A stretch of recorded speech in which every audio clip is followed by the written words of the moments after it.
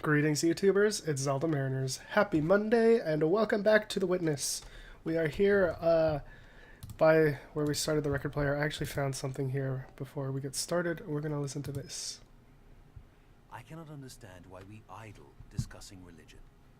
If we are honest, and scientists have to be, we must admit that religion is a jumble of false assertions with no basis in reality. The very idea of God is a product of the human imagination.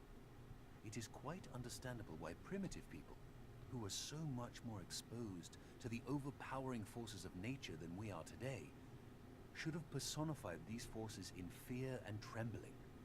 But nowadays, when we understand so many natural processes, we have no need for such solutions.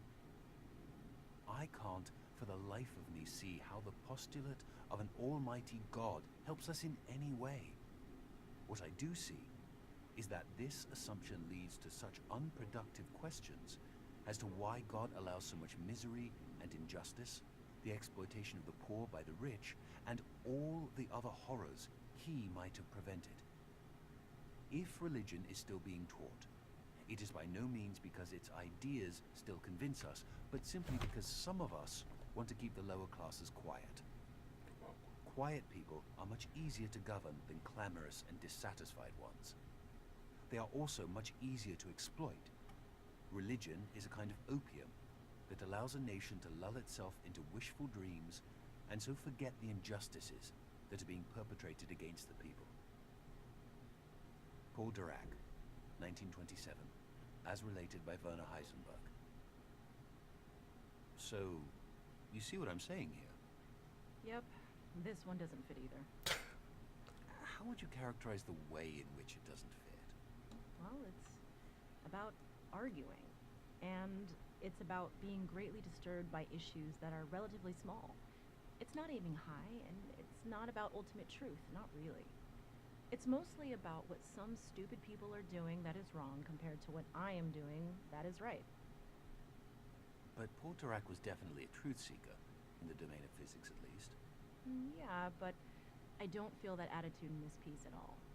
If a belief is just formed in opposition to other beliefs, it can't be fundamental. It can't be that deep. But, you know, where he says the thing about natural processes, he starts to outline an actual philosophy. Interesting. There's something that could stand on its own, that isn't just rejection and opposition. But then he drops in. Well, this isn't the atheist manifesto we need. I'll keep looking.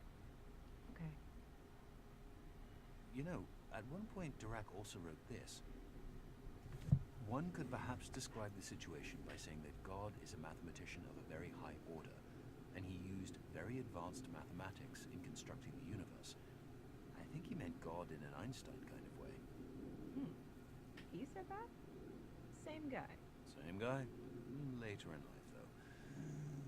People are strange. Scientists are stranger. Yes, they are. They're looking for an atheist manifesto. Yeah, that first one didn't seem to fit with like the rest of the quotes that we've heard here. It was less philosophical and more like targeted towards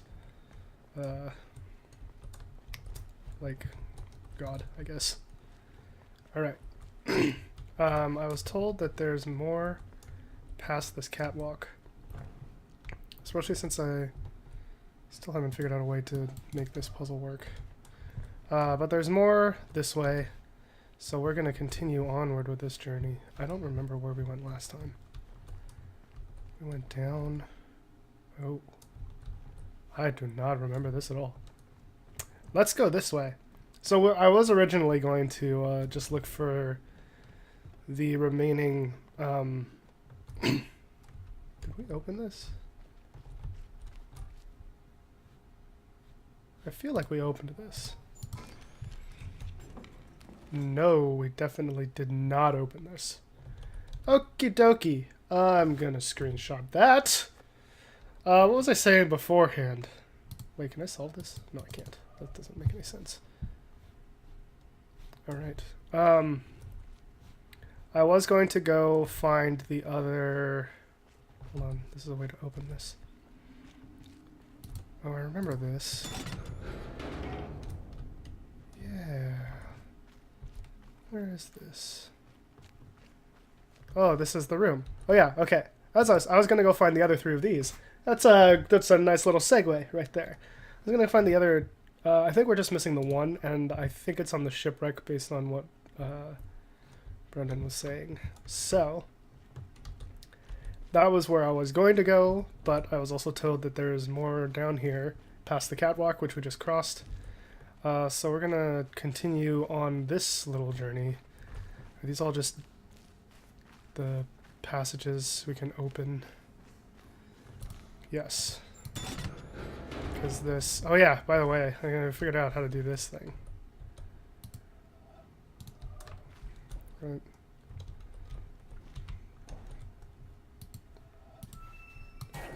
No. It tells us how to do it somewhere. Yeah. We go all the way up, all the way over, all the way up, and then snake down, and then come up. Alright. I forgot, or I didn't realize I could just go back this way, and hello, and do it like this. So it's really dumb. But that made this able to move, I think. Oh, that's the position it's in. So moved. And I'm guessing the reflection at some point was visible right there. So that would have told us. I think I just guessed and checked this thing when we did it last time. Did I do this? I think I did this. So yeah, there's that. I don't know what else there is. There was a route up here. This is also really interesting.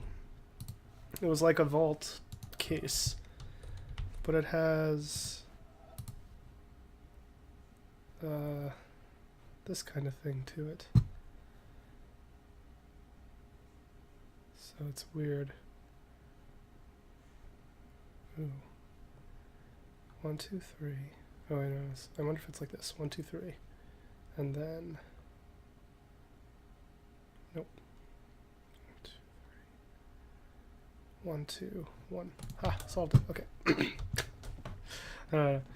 I can go up this direction. I don't know why I stopped to show you when I could just walk that way. But there is more over here. I don't remember what all I did already on this side. I was just told there's more. Oh, I don't remember going up here. I definitely don't remember a minecart. I don't know where this goes. Oh, jeez. Where am I? Guess I'll find out when I open the door. Okay. 1, 2. Seems simple enough. 2, 2. 2. 1, 2, 3. 1.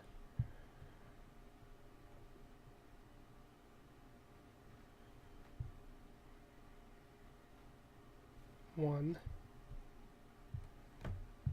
1, 2. 1, 2. So close. Okay, I might just have to do it this way. What? We're missing 2, 2, 2, 2. Oh, did that go through? Oh, hold on. 2.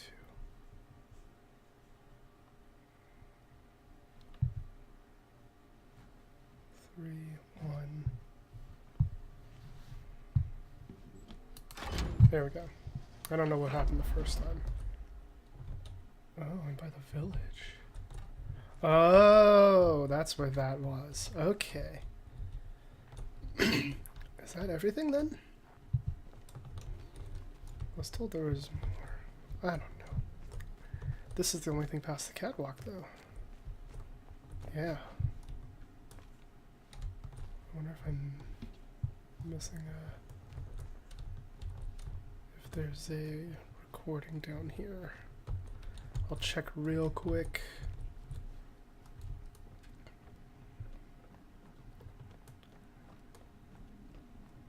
If not, I need to go to the shipwreck anyway. So whichever brings me closer to that is good. I don't know why this is in here. I'm not sure what that's going to help me with. I don't see anything as far as recordings. Alright, I'm just going to go back to the village. I will call the boat, and we shall go to that kind of rusty shipwreck area.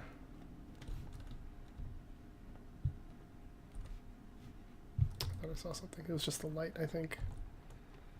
Playing tricks on me. Anything back here? I do not see the glow of the recording. Alright. So we will just go out this way.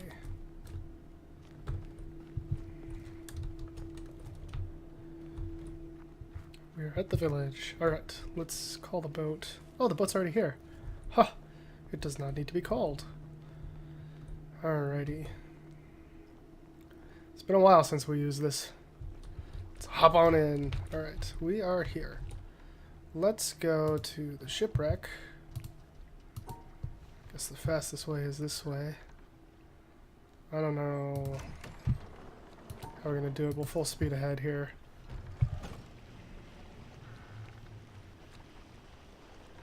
That cloud. Alrighty.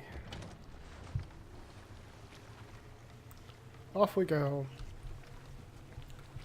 So I'm not sure how much I'm gonna have. I might have a couple more episodes. Like this I know I thought this was gonna be the last one, but I heard one of the videos is like an hour long, so that might have to be a bonus thing. Let's see if we can see anything cool and exciting from out here that we haven't seen before. Would be interesting. I'd be interested to know if we found all the recordings down in the cavern area, or if there's more to see. Or hear, rather, not see. I'm sure I missed some.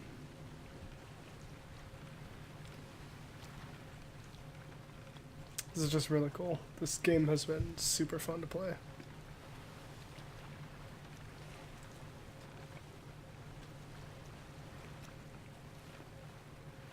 And the fact that we saw this, like, near the beginning of the game was really interesting, too.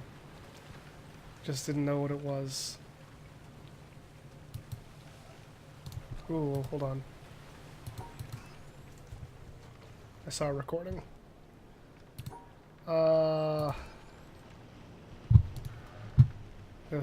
was looking at this boat like there might have been something there, and there was definitely something there. So let's back it up just a tad.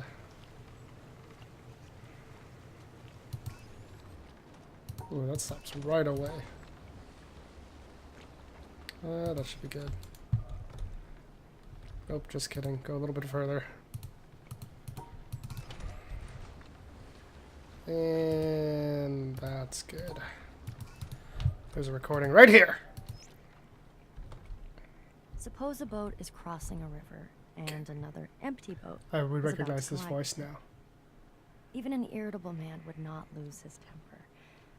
But supposing there was someone in the second boat, then the occupant of the first would shout to him to keep clear, and if the other did not hear the first time, nor even when called 3 times, bad language would inevitably follow.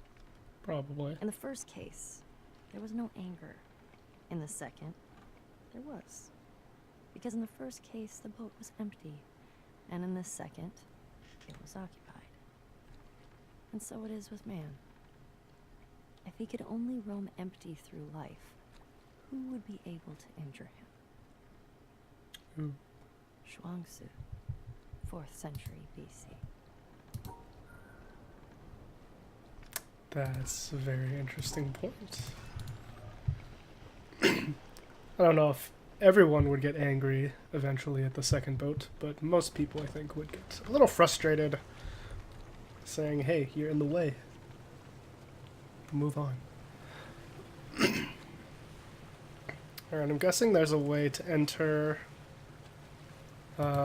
this shipwreck thing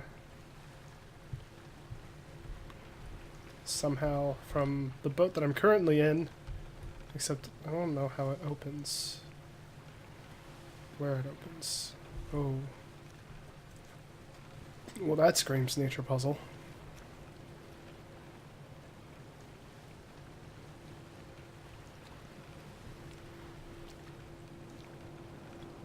I wonder if I can get in from here.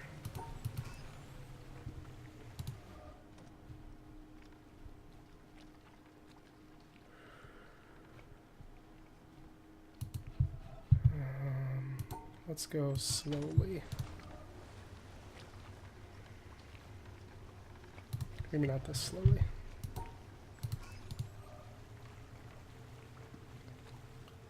This is the first time I've actually seen this up close. The weird thing is that there's no like drop-off point. Yeah, this has to be like the end of a nature puzzle. There's no drop-off point over here, so I'm not sure how we're going to get on the boat, or if that's even what we have to do. Yeah, it's definitely a nature puzzle. Alright, I'm gonna speed up. Yeah, it's definitely going like all the way around the boat like that. So we're gonna have to come the other way to get to it. Yeah, because that way, I think it starts over here. Has to hit that.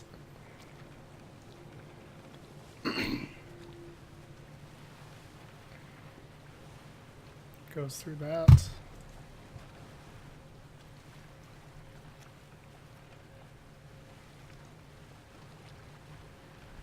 There's where it starts. Also, this is one too.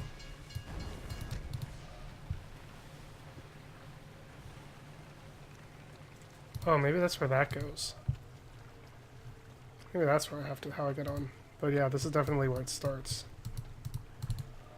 There's also another one in the hull of the ship. Alright, we're going to where we originally got the boat.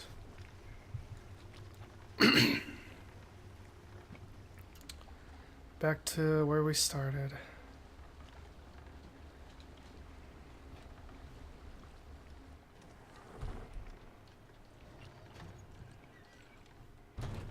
Alrighty.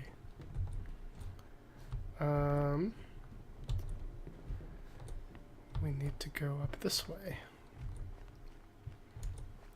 I might just cut forward to where we get to the ship. Because I don't remember where I need to go. I need to go this way. I need to get inside the, I think it's the starting area.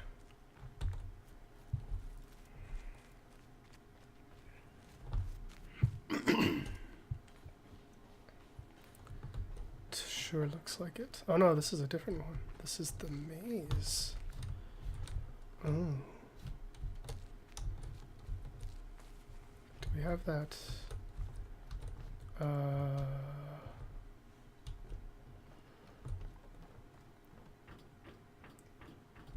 Is it open for us to go out over here?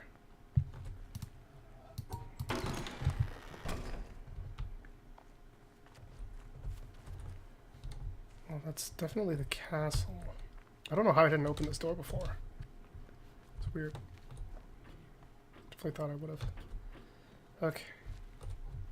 Ah, here we go. Yes. I think I said I was going to go to this area at some point. Probably when I found it. Oh, look, a couch. We can just look out. Ooh.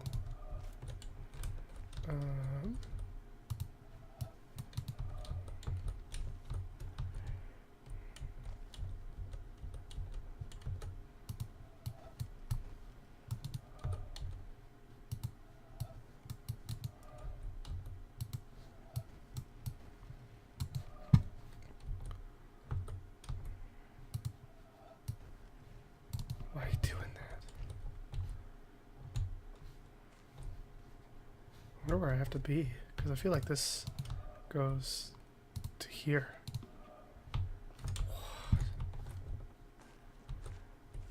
Ah, anyway. I'm just looking around if there's anything like hidden over here. Doesn't look like it. Alright, to the shipwreck. We're here.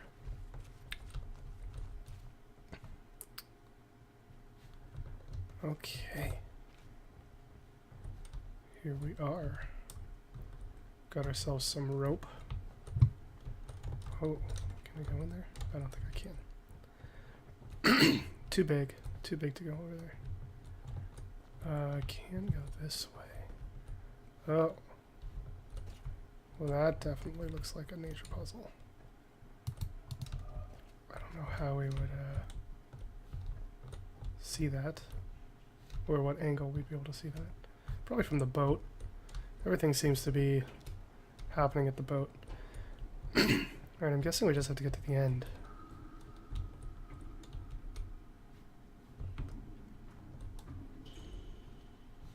Kind of eerie.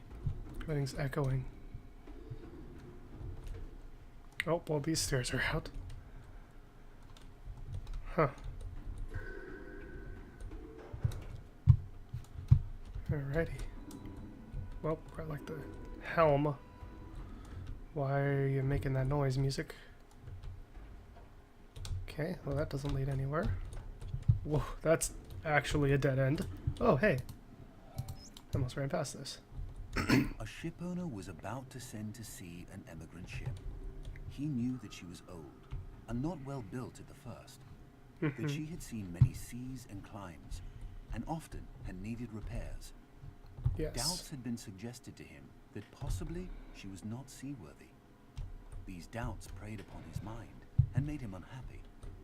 He thought that perhaps he ought to have her thoroughly overhauled and refitted, even though this should put him at great expense. Before the ship sailed, however, he succeeded in overcoming these melancholy reflections. He said to himself that she had gone safely through so many voyages and weathered so many storms that it was idle to suppose she would not come safely home from this trip also. He would put his trust in Providence, which could hardly fail to protect all these unhappy families that were leaving their fatherland to seek for better times elsewhere. He would dismiss from his mind all ungenerous suspicions about the honesty of builders and contractors. In such ways, he acquired a sincere and comfortable conviction that his vessel was thoroughly safe and seaworthy. He watched her departure with a light heart and benevolent wishes for the success of the exiles in their strange new home that was to be. And he got his insurance money when she went down in mid-ocean and told no tales. What shall we say of him? Surely this, that he was verily guilty of the death of those families. It is admitted that he did sincerely believe in the soundness of his ship, but the sincerity of his conviction can in no wise help him, because he had no right to believe on such evidence as was before him. He had acquired his belief not by honestly earning it in patient investigation, but by stifling his doubts. And although in the end he may have felt so sure about it that he could not think otherwise, yet inasmuch as he had knowingly and willingly worked himself into that frame of mind, he must be held responsible for it. William K. Clifford, 1874. Huh.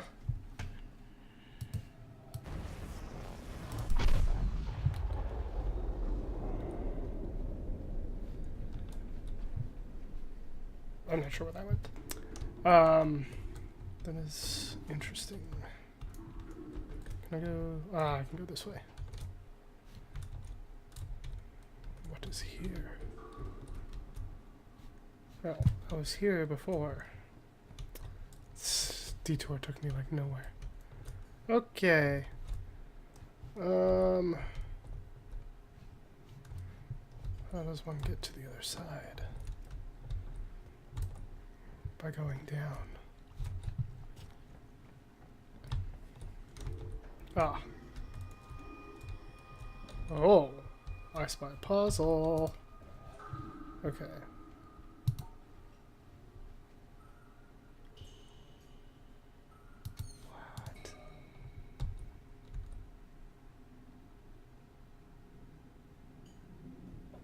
What?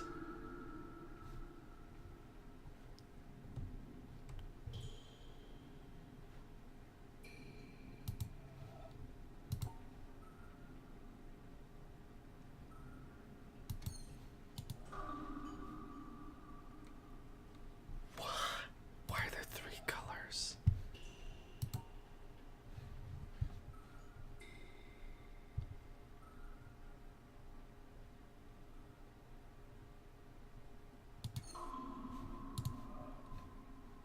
Okay, so that sounded like dun dun dum.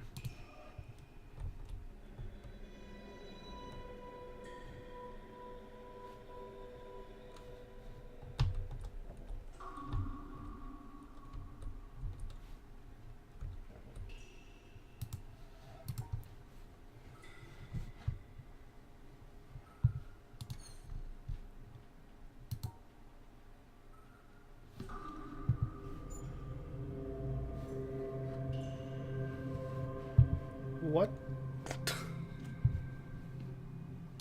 Okay, so it's mirrored. How?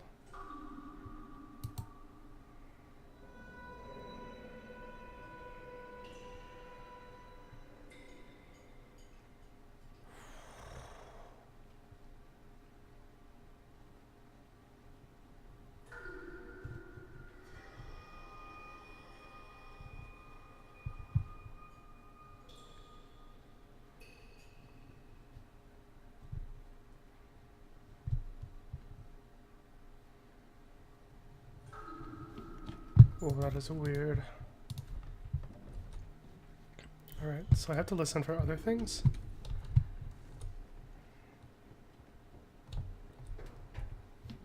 Where did I first hear the ship making noise? It was in here.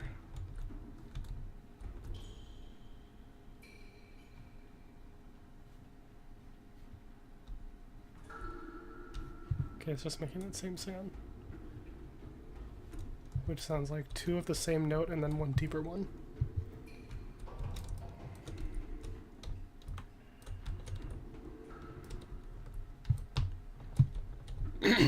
Which suggests dun dun dun.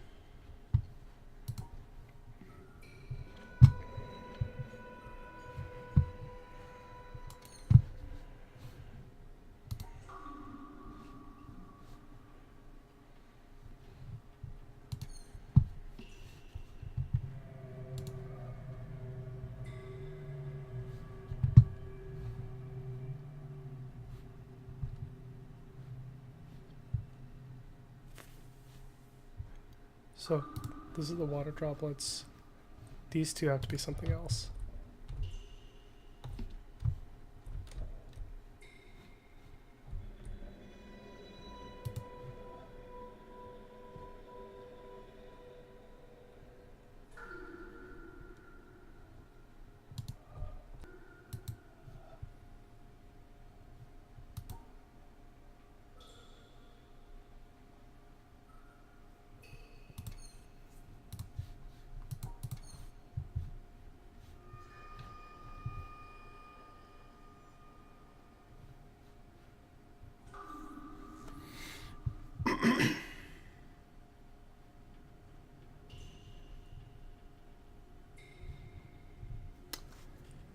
Okay.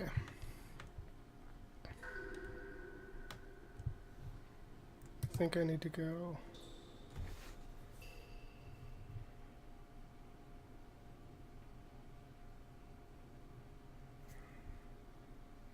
Medium.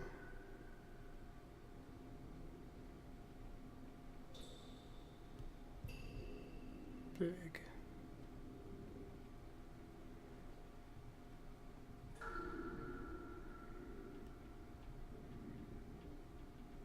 Medium small.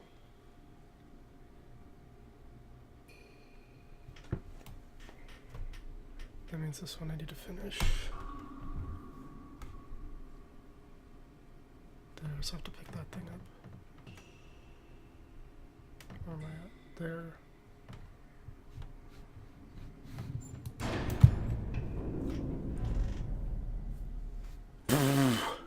Holy cow. A lot of that was just me sitting there. So I don't know how much of that I'm going to show. But that was the hardest noise puzzle I have ever heard in my life. Okay. Why is this over here? Why is it on here? Oh, it fell off probably. That makes sense. Okay. Let's take a screenshot of that. And we'll go to the windmill and watch it. Yes, yes. That seems like a good idea. I'm gonna fast forward till I get to the windmill.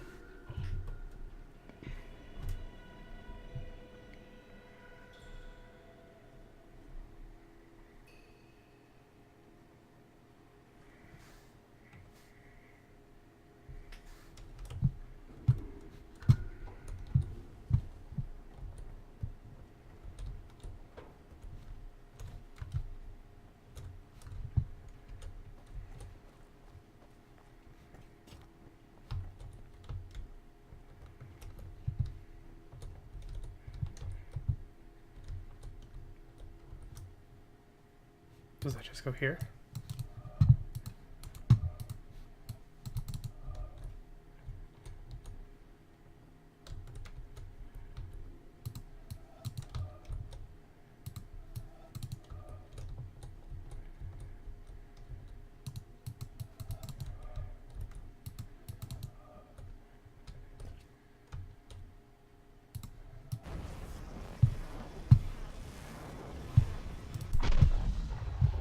Where's it going? It goes over there. Hey look, this is one too. I can just stand at this spot and get 3 of them.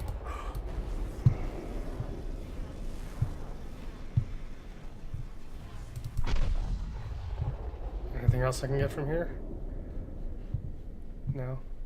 Okay. Alright, that's that. That's cool. I want to get this big one. That's the whole boat. But that requires me to go down to the boat. I need to go to the village anyway. So, we're gonna do that. Oop, go this way.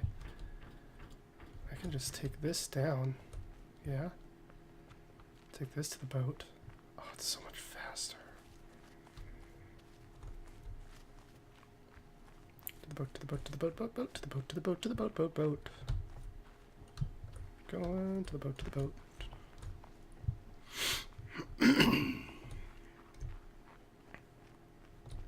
Yeah, I'm pretty sure I have to get that from the boat too. Actually, did I do that already? I might have done that one. I don't remember. Okay. Boat! Back to the village. I could have just gone through the middle. Alright, we'll just go this way. Go really fast. I want to get the whole boat nature puzzle. Let's see if I can do it though.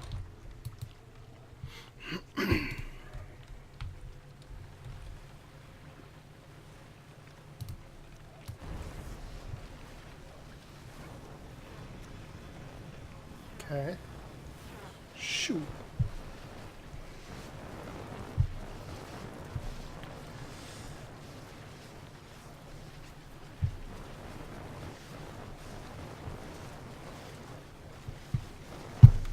Whew. Whew.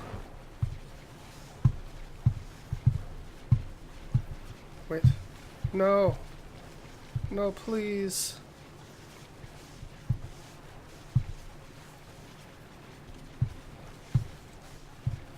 I missed it. I'm sad.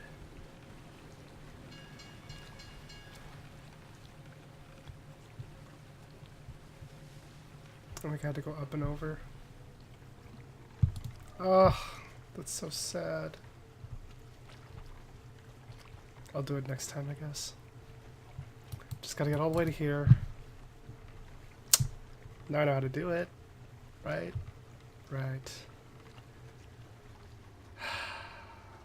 so sad.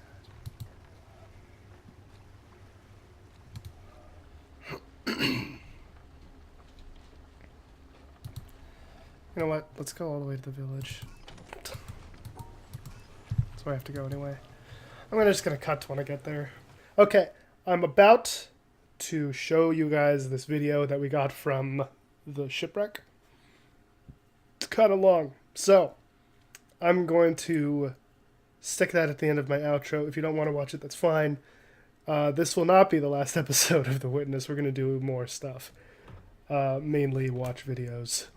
But I think there's also a couple puzzles left to do. I still think behind this curtain, I haven't solved those yet. So I kind of want to see where that ends up going. But for now, like, comment, subscribe, all that jazz down below. I'll see you on Friday with more The Witness. Stay tuned if you want to watch my brain explode with the clip. If not, I'll see you Friday. Peace. Okay, we are back. Let's solve, let's do the shipwreck one first. We need to go around this way, like that. Like that.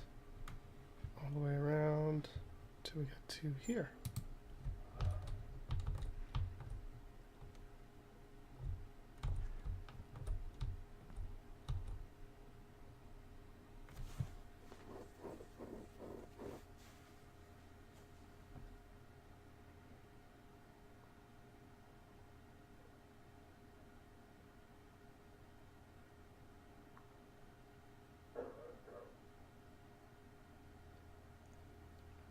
These get weirder.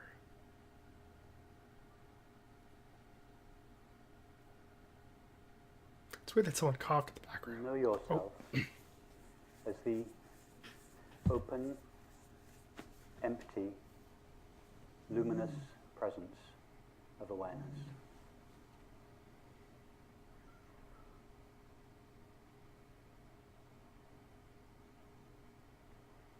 He has an audience, right? Because someone coughed. Open, because you say yes, unconditionally and indiscriminately, to all appearances of the mind, body, and world. Like empty space, you have no mechanism inherent within you that can resist any appearance. We don't have to make this the case, it is already the case.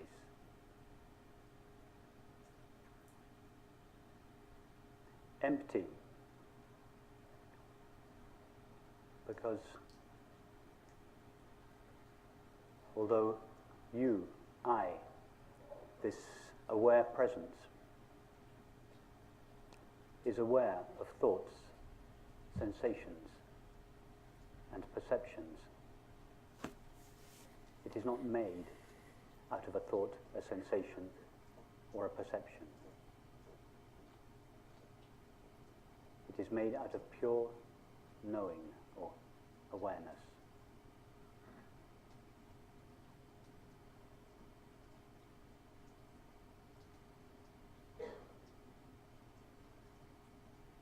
And luminous,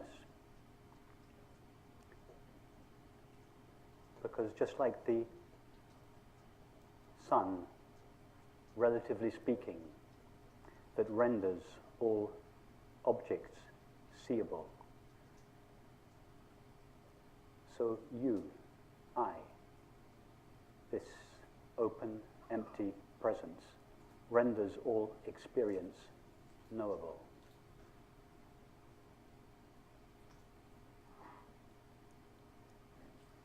In fact,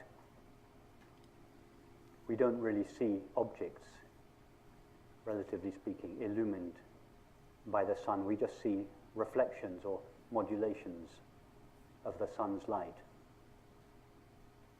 appearing as a multiplicity and diversity of color. In the same way, we don't really know the objects of the mind, body, and the world. We just know our knowing of them. All we know, all that is known, is the knowing of experience. And you are that knowing.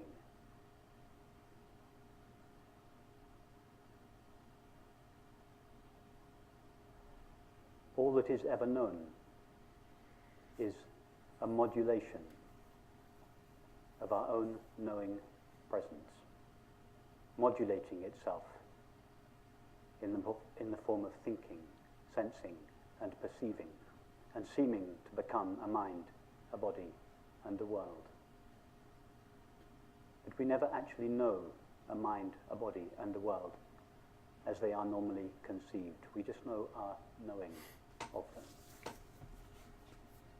And this knowing, the substance This is very of our circular. experience, the only substance of our experience is ourself. In other words, we know ourself alone. Awareness knows nothing other than itself. Be knowingly this open, empty, luminous presence of awareness. We don't need to do anything special to make this happen. Above all, we don't have to manipulate the mind in any way whatsoever to be this presence of awareness.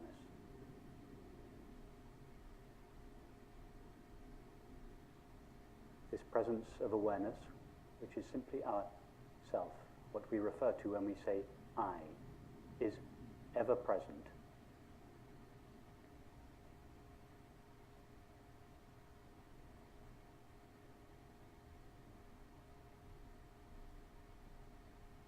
Just check this in your own experience. Nothing that I am saying this evening, there is nothing that cannot be checked in your own direct experience right now. I bring no special knowledge to this meeting.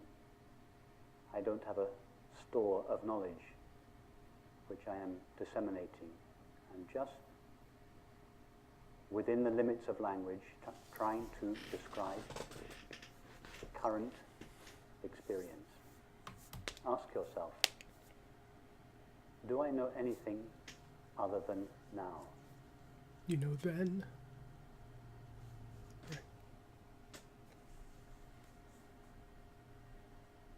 Try to experience Okay, you can't the experience not it. now.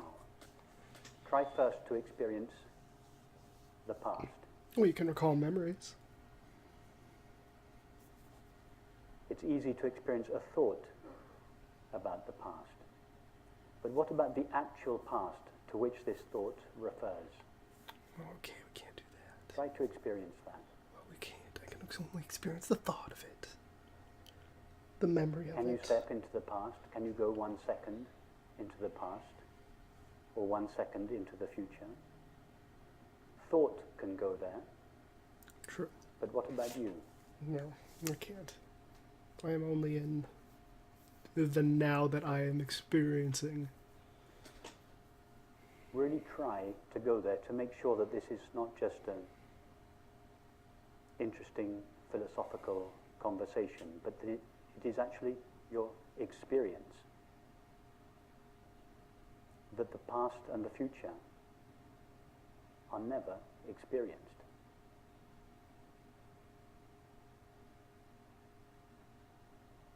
And if the past and the future are never actually experienced, they are only thought about. And that thought about the past and the future is always now. If this past and future are never experienced, what does that say about time?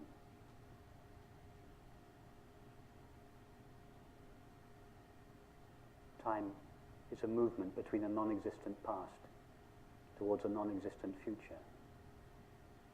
It's a theory, a necessary and valid theory, but a theory that doesn't refer to the reality of our experience. Nobody has ever or could ever experience time. When I say nobody, I mean yourself. awareness, the only one that knows or is aware.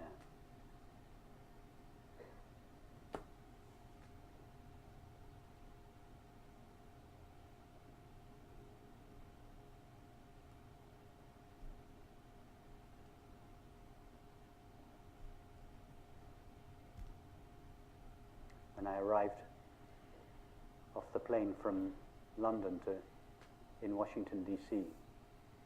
last weekend before coming here, the friend who picked me up asked me how the flight was, and she said, "How long did it take?" And I experienced thought being cranked up like an old motor, a little resistant to get going.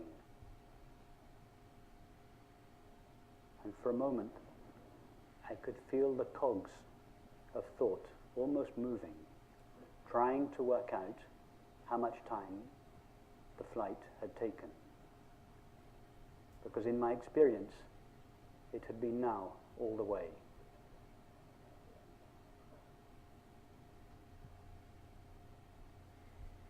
I had never left London. London had left me. I had never got onto an aeroplane, a flow of sensations and perceptions that thought abstracts and calls a body in an aeroplane, flowed through me. And I never arrived in Washington, D.C. Washington, D.C. arrived in me, or at least the cluster of perceptions that thought calls Washington, D.C. arrived in me. In the same way, nobody ever walked into this room, and nobody is sitting on a chair, and nobody is listening to a talk. A colorful flow of sensations and perceptions appears in awareness. But awareness never goes anywhere or does anything. It is always here and now, not here a place and now a time. Here, this dimensionless, now this timeless presence of our own being. That is our experience, whether we recognize it or not.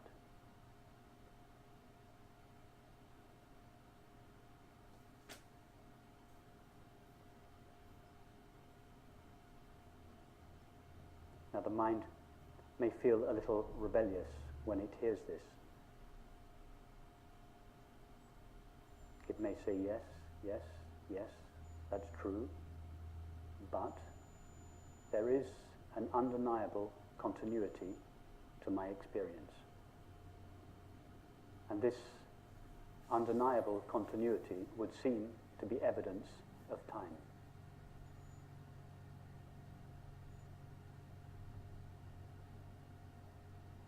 Where does this felt sense of continuity come from? All we know of the mind is the current thought or image. And thoughts and images are intermittent. The body is known through sensation, and all sensations are intermittent.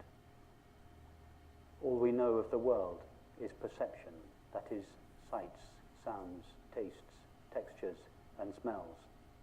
In fact, nobody has ever experienced a world as such, a world as it is normally conceived to be. We just know the current perception, and all perception is intermittent. So if the so-called mind, body, and world are intermittent, from where does this felt sense of continuity come from? It comes from the only thing, if we can call it a thing, that is truly continuous, or in fact not continuous, but ever present now. in our experience, and that is our own being, the presence of awareness. The presence of awareness is the only thing that is known to be ever present. Now, the mind knows nothing of awareness because the mind only knows apparent objects. So when the mind looks at experience to find what it is that accounts for continuity, it cannot see awareness. And so it manufactures a substance called time to account for the continuity of experience. In other words, continuity in time is what eternity looks like when viewed through the narrow slit of the mind.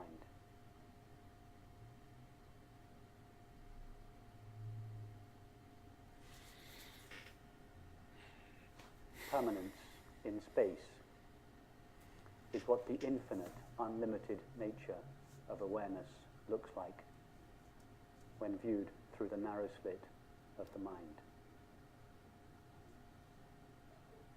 Continuity and permanence are pale reflections at the level of the mind of the true, eternal and infinite nature of awareness, that is, of our self.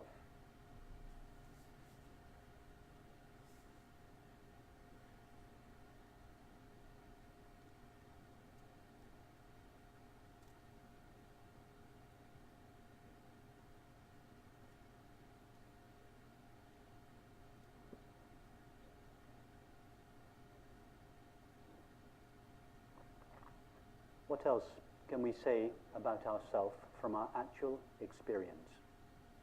Which means right now, what can we know for certain about ourselves? Not what thought may tell us about ourselves, but what we actually know in this moment, derived only from our experience of ourself. Ask yourself, can I, this open, empty, knowing presence, can I be agitated? Thought can be agitated. Sensations of the body can be agitated. The world can be agitated. But what about you, the one that knows the apparent mind, body, and world? Can you, this open, empty presence, be agitated?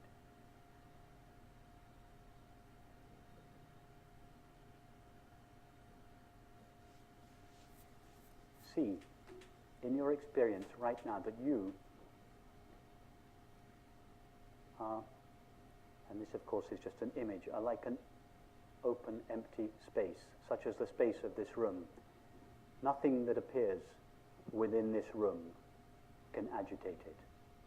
We are all sitting peacefully now, but if we were to stand up and start dancing or fighting, would the space of this room become agitated? You are like that. You, I, the presence of awareness, are undisturbable, imperturbable. We don't need to become imperturbable, and this undisturbability of ourself is not dependent upon the condition of the mind. Right now, you, awareness, are utterly imperturbable, and for this reason, another name for ourself is peace. Peace is not a quality that ourself has, it is what ourself is. Not peace of mind. Minds are more or less agitated. This peace that passeth understanding, that is not of the mind. It doesn't have to be sought. It is not hiding in the background of experience. This very awareness that is seeing, appearing, knowing, is pure peace itself, shining in all experience, however apparently agitated that experience may be.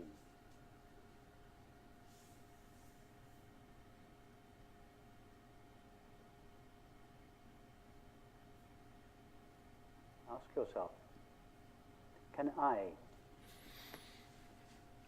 this presence of awareness, ever lack something? Thoughts can say that something is missing. Feelings can say that something is missing. But what about you?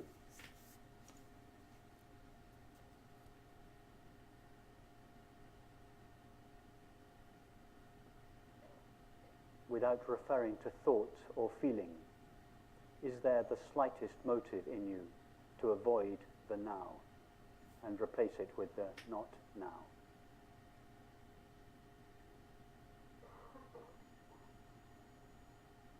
See that in yourself, this presence of awareness, there is not the slightest impulse or possibility to avoid the now. And what do we call this absolute absence of resistance to the now? The absolute absence of resisting what is and seeking what is not. What is the common name we give to this? It is called happiness. We all know that when we are happy, we are by definition not resisting the now and seeking in the past or the future. By happiness, of course, I do not mean a pleasant state of the mind or the body. I mean this absolute impossibility of ourself ever to resist or seek. To resist what is and to seek what is not. So happiness, like peace, is just another name for ourself. It is not a quality that ourself has. It is what ourself is.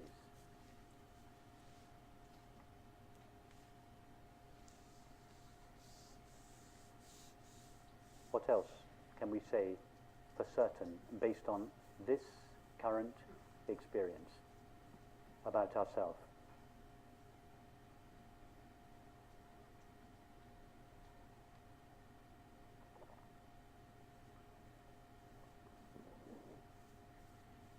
When I was driving here, or being driven here, the day before yesterday,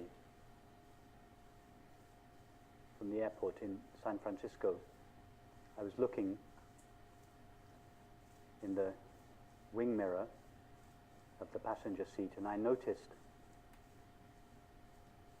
the words inscribed at the bottom of the wing mirror. And they said, "Objects in the mirror are closer than you think." A statement of pure non-duality. Isn't it closer than they appear?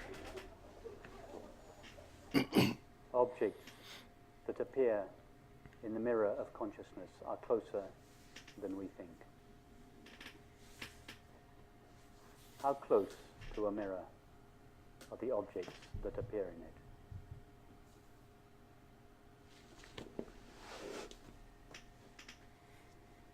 Are there in fact two things?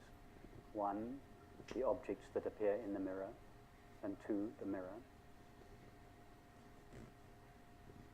Or is it all just mirror?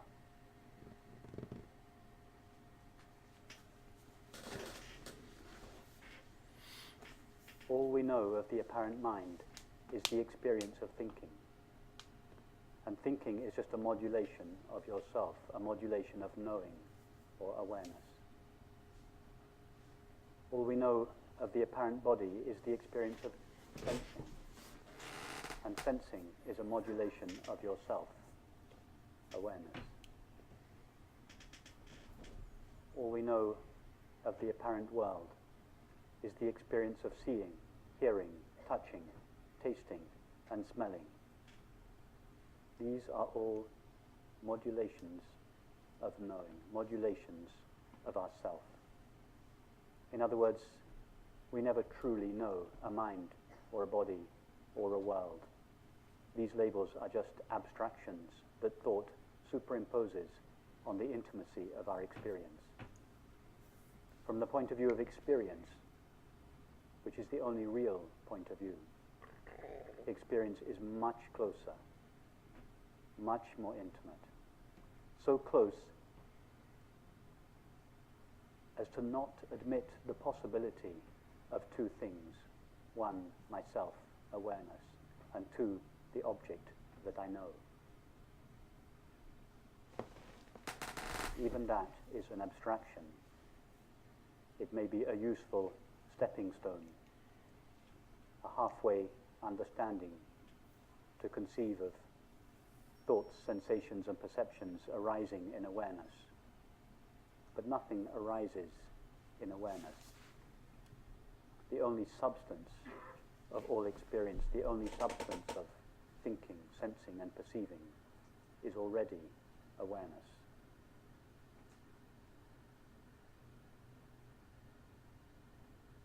What do we call this absolute absence of two things? A subject that knows and an object that is known.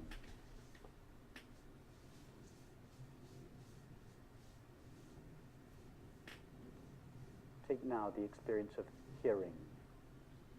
Go to the sound of the air conditioning. Forget about the labels sound and air conditioning. Our only knowledge of the apparent air conditioning is the experience of hearing. How close does hearing take place to you? 5 meters away?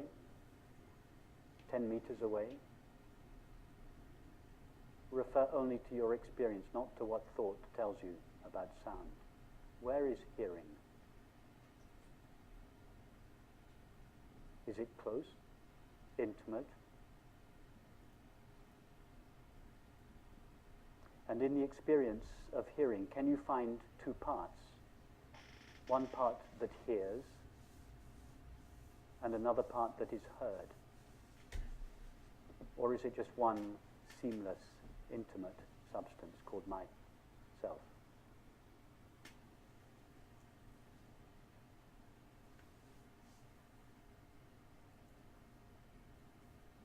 And what about this room?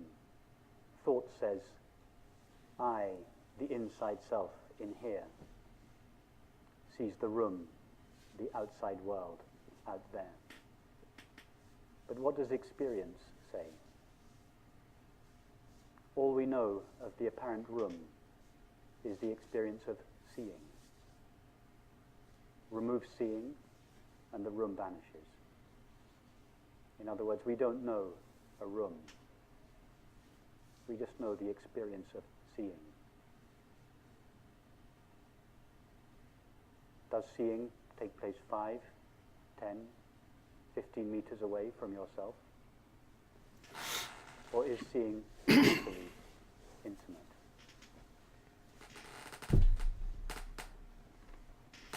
And can you find two parts to the experience of seeing? One part that sees, and another part that is seen? Or is it just one seamless, intimate substance?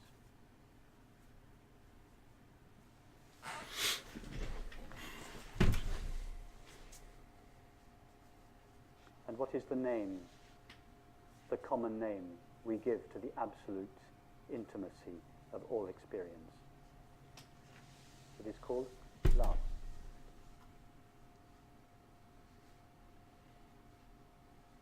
Love is the most familiar experience that we all know. The collapse or dissolution of the sense of a self in here and an object, other, or world out there. The collapse of this sense of separateness, distance, otherness, not me-ness, is what we call love.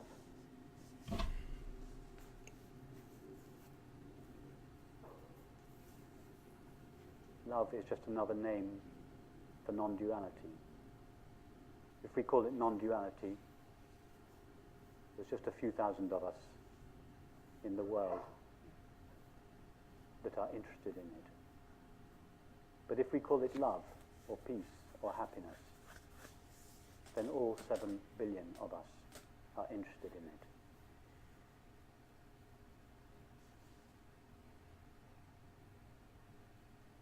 So why is it, if love, peace, happiness are the natural condition of all experience, the substance out of which all experience is made, how is it that it seems not to be experienced?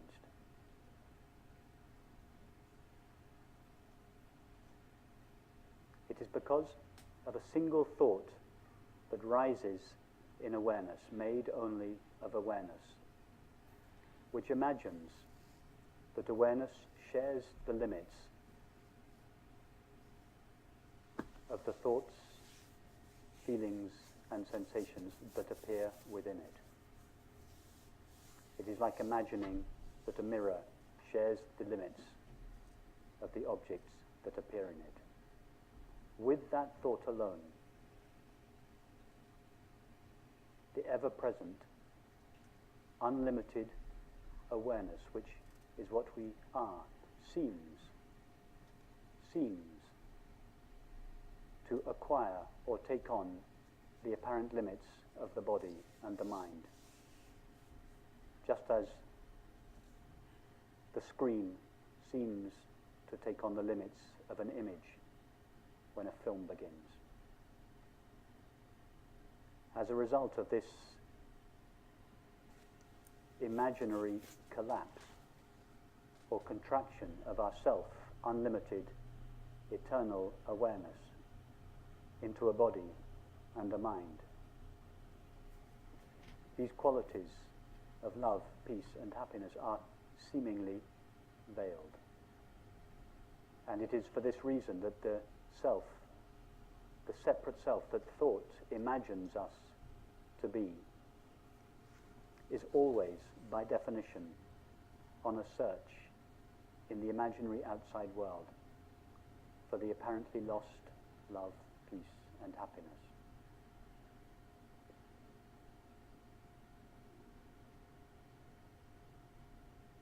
However, this imaginary inside self cannot, by definition, find the love that it seeks, because its very presence, its apparent presence, is the veiling of that love. All the separate self seeks is love. In fact, the separate self is not an entity that searches, it is the activity of resisting the now and seeking the not now. All this seeking ever wants is love. But love is the dissolution of this seeking, the dissolution of this imaginary self. In other words, the separate self that seeks love is like a moth that seeks a flame. The flame is all the moth wants, but it is the only thing it cannot have. Because as the moth touches the flame, it dies. That is its way of knowing the flame.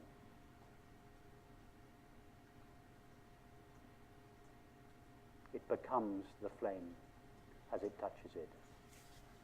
That is the separate self's way of finding love, by dying in it. the death or dissolution of the separate self is the experience of love.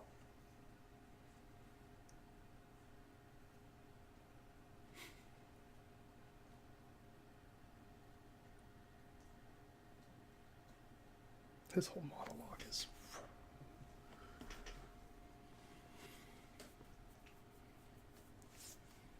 That's philosophy that you just question and talk about So everything. simply be knowingly this open, empty, luminous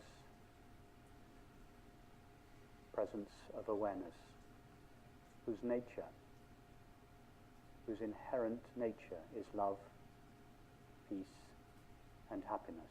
Not a love, peace, and happiness that is in the background of experience that has to be sought, but that is shining in full view at the heart of all experience. In fact, experience is made out of this substance called peace or happiness.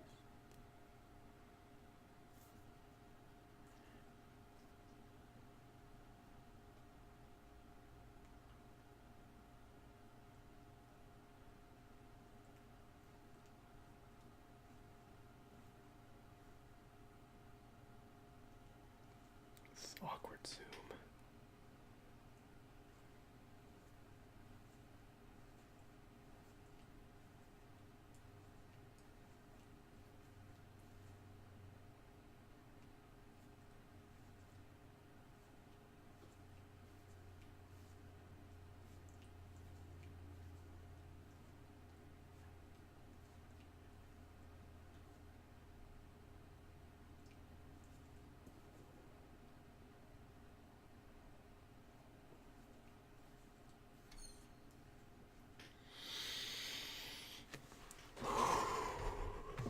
Well, that was a knowing experience. I was gonna do another one, but that destroyed my brain. So I'm gonna call that an episode. I might actually save that for the end because that was actually kind of long. So I'm gonna say goodbye now because I said it already. And by that I mean I'm about to say goodbye and I'm about to put that before this video. So thank you for watching to the end. Don't forget to like, comment, subscribe like I said before. I'll see you Friday.